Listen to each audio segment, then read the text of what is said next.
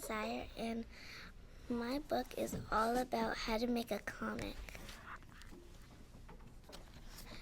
And my favorite part about the book is when she remembers about her grandpa, and because she is going to make her own library just like her grandpa's dream. But she realized that she couldn't make her own library by herself, so then she invited her dog to help make a book. So and then they realized that they should make a comic book, but they didn't know what they should make it about. So and then they decided that they should make the book all about imagination. Somebody came to their library and he thought that they couldn't make a library or a comic book.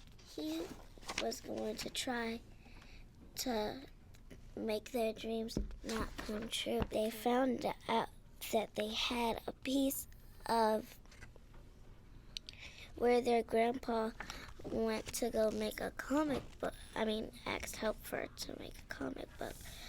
So they only had one piece of it, so they had to go on an adventure to read this book because they can learn all the steps how to make a comic book. I like the book party because we had a fun time trying to get our favorite books, and we got the books that we actually like. I like to read a lot because I can teach both of my siblings how to read.